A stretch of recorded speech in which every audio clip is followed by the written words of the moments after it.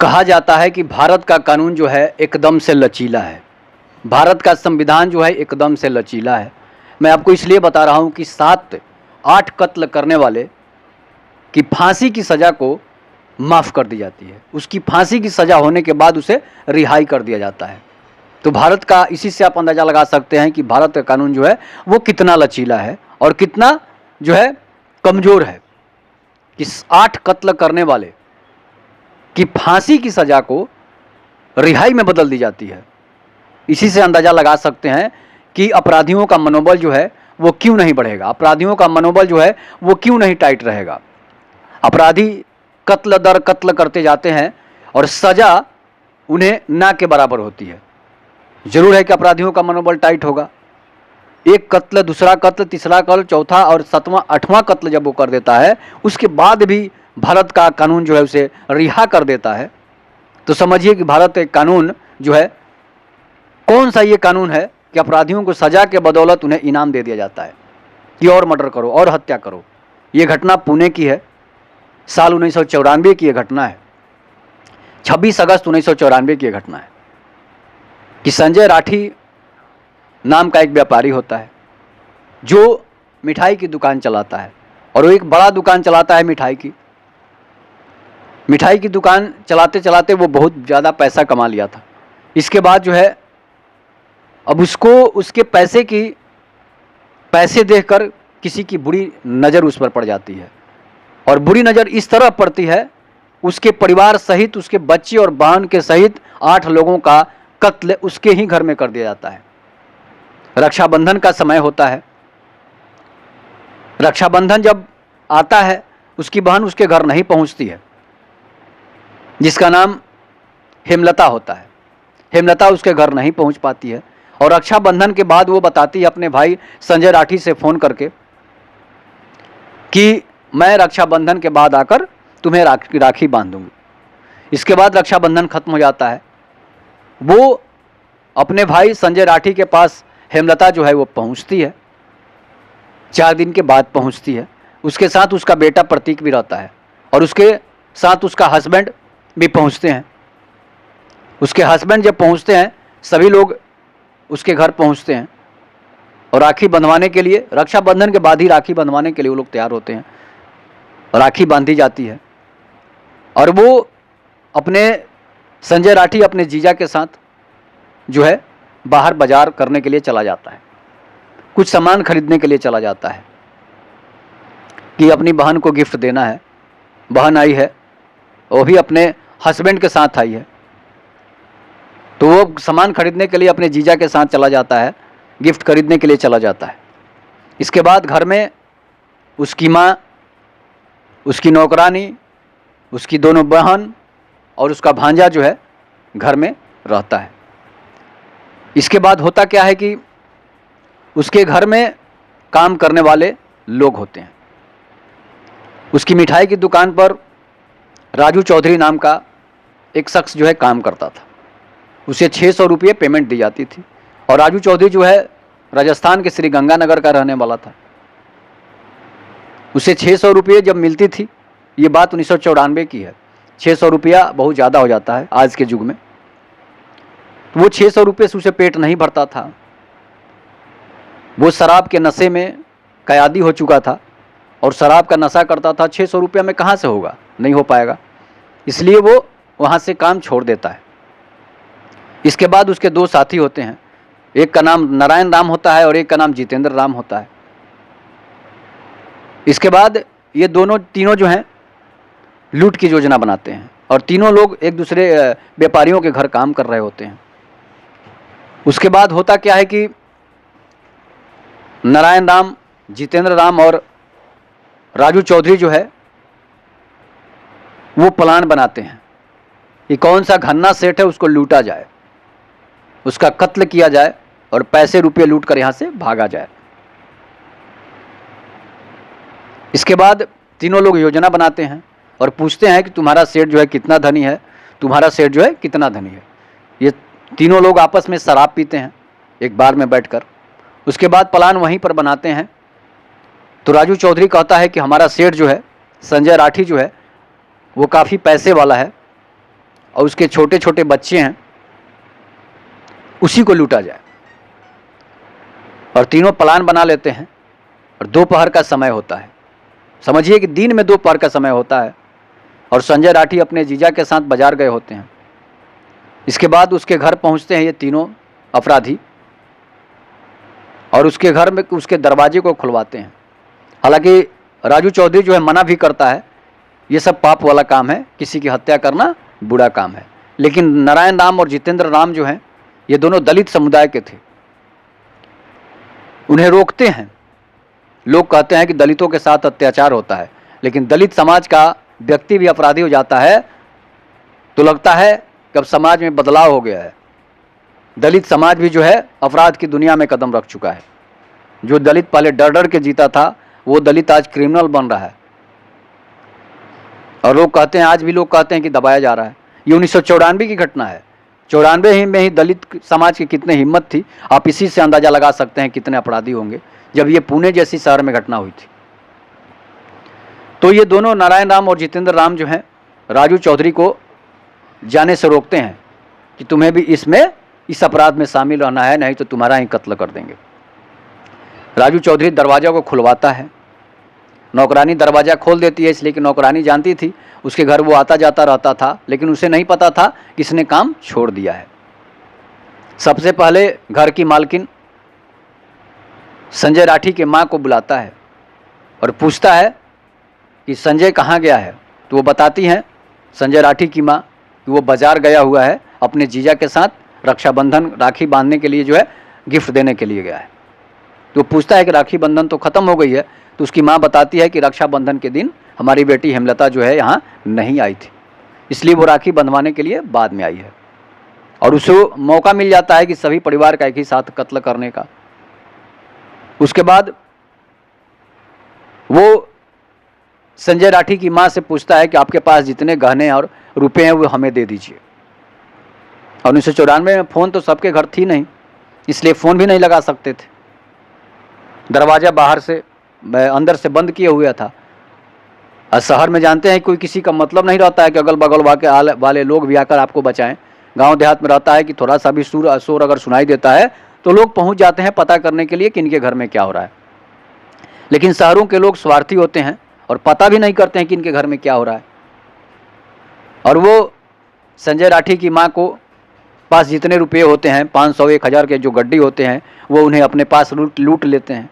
उसके बाद थोड़े बहुत 1-1.5 लाख के गहने होते हैं, उसे भी लूट लिया जाता है और वो अपने पास रख लेते हैं।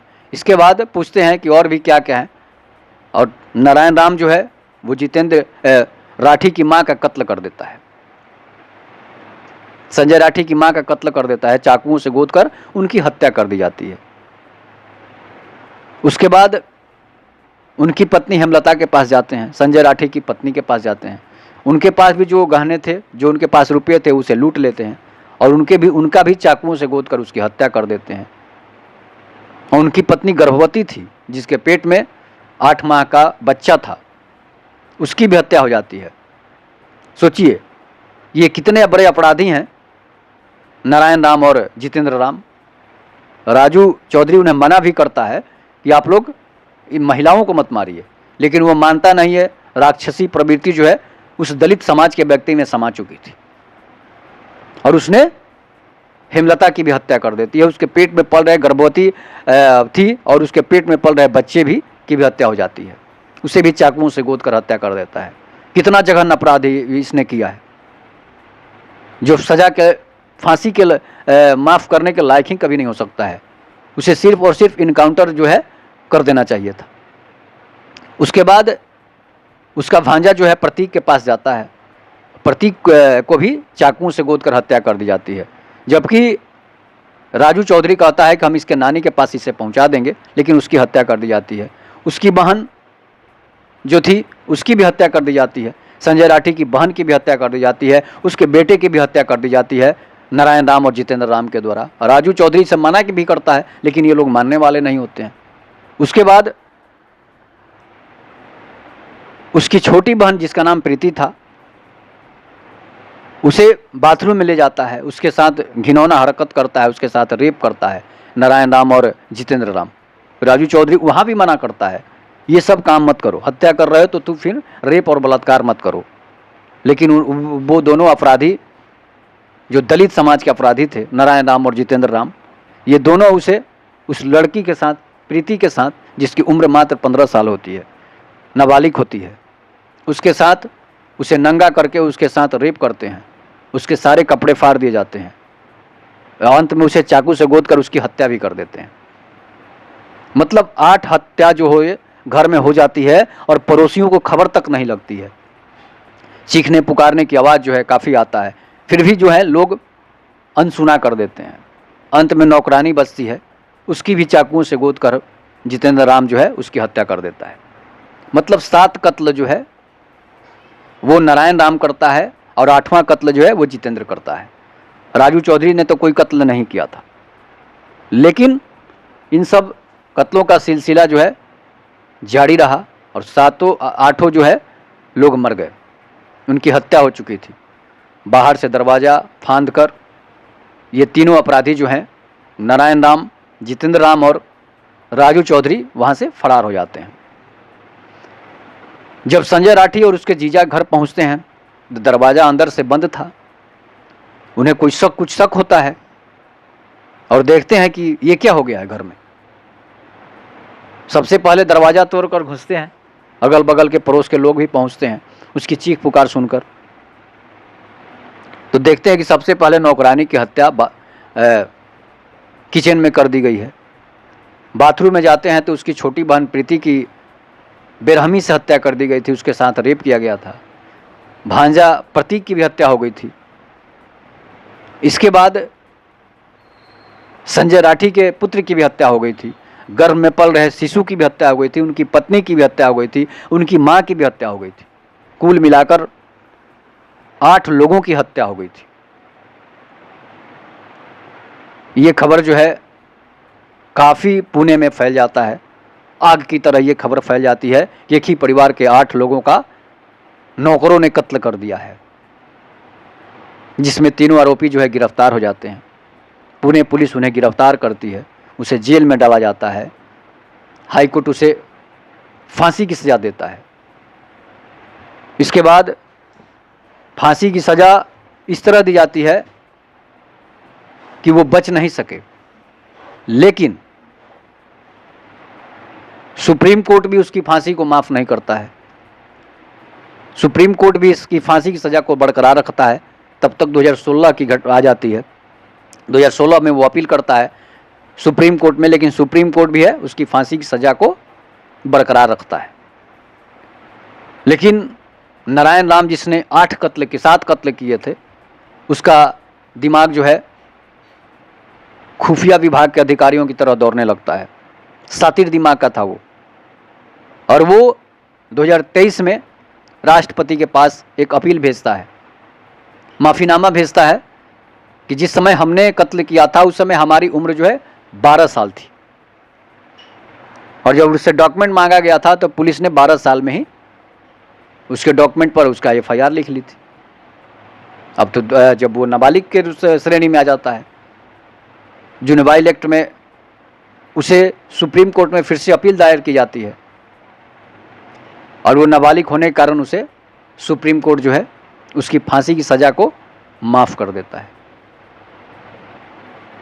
अब ये खबर सोशल मीडिया से लेकर सभी जगह फैल जाती है। 2023 की घटना, जब 2023 में उसकी फांसी को माफ़ किया जाता है। बाकी दोनों अपराधी तो जेल में ही थे, राजू चौधरी और जितेंद्र राम। नारायण राम को बरी कर दिया जाता है। इसीलिए कहा जाता है कि भारत की कोर्ट जो है कितना लचीला है, भारत का कानून जो है कितना लचीला है कि 8 कत्ल करने वाले अपराधी को की सज़ा से मुक्त कर दिया जाता है। जो हाई कोर्ट उसे उसकी सज़ा को, सुप्रीम कोर्ट ने फांसी की सज़ा को उम्र कैद में ही तब्दील कर दिया था, लेकिन उस उम्र कैद में तब्दील किया था कि और तब तक सज़ा था जब तक उसकी मौत न हो जाए जेल में। वही सुप्रीम कोर्ट फर्जी डॉक्यूमेंट के आधार पर, फर्जी डॉक्यूमेंट जब उसकी पुलिस द्वारा दी जाती है, वो होता है 24 से 25 साल का, लेकिन 12 साल या 15 साल की उसकी डॉक्यूमेंट दी जाती है पुलिस के द्वारा, वैसे पुलिस अधिकारियों पर भी कार्रवाई होनी चाहिए थी। लेकिन भारत का कानून इतना लचीला है, इतना कमज़ोर है कि 8-8 कत्ल करने वाले अपराधी की फांसी की सज़ा को माफ़ कर दी जाती है और कोर्ट इस हिसाब से उसे बरी कर देता है। और ये सोशल मीडिया में 2023 तब तक आ चुका था और सोशल मीडिया में इस खबर को तेज़ी से ये खबर फैल जाती है, इस 8-8 कत्ल करने वाले अपराधी की रिहाई। तो इस तरह की घटनाएं और भी बहुत सारी घटनाएं हैं जो इस तरह से भी मार्मिक घटनाएं हैं। कहाँ है हमारा समाज, कहाँ है हमारा कोर्ट? आखिर उस कोर्ट में कौन लोग बैठे हैं, किस तरह के मानसिकता के लोग बैठे हैं जो अपराधियों की फांसी की सज़ा को माफ़ कर देते हैं? अपराधी चाहे वो किसी भी जाति धर्म का हो, चाहे वो कितना भी कम उम्र का हो, अगर वो अपराध करता है उसे सख्त से सख्त अगर सज़ा नहीं दी जाएगी तो फिर अपराधी इसी तरह अपराध करते रहेंगे और सज़ा जो है माफ़ होती रहेगी। सबसे ज़्यादा अपराध करने वाले नाबालिग बच्चे होते हैं, इसलिए उन्हें ज्ञान नहीं होता है कि हमारी आगे की स्थिति क्या होगी, हमारा जो है इतिहास क्या होगा, हमारा वर्तमान क्या होगा, हमारा भविष्य क्या होगा। और वो कत्ल दर कत्ल करते चले जाते हैं और हीरो बनने के चाह में, बड़ा बनने के चाह में वो कत्ल दर कत्ल करते चले जाते हैं और कोर्ट जो है उन्हें सज़ा माफ़ करते चली जाती है, रिहाई देते चली जाती है और वो एक बड़ा अपराधी बन जाता है, फिर पुलिस के लिए नासूर बन जाता है, सरदर्द बन जाता है। तो वैसे कोर्ट में बैठे वैसे लोगों को भी सावधान रहने की ज़रूरत है जो लोग अपराधियों की सज़ा को माफ़ करते हैं। ये कहानी आपको कैसी लगी? ये हकीकत घटना है, पुणे की घटना है, 1994 की घटना है। इस पर आप अपनी प्रतिक्रिया जरूर दीजिएगा। तब तक कि नमस्कार, जय हिंद, जय भारत, जय श्री राम।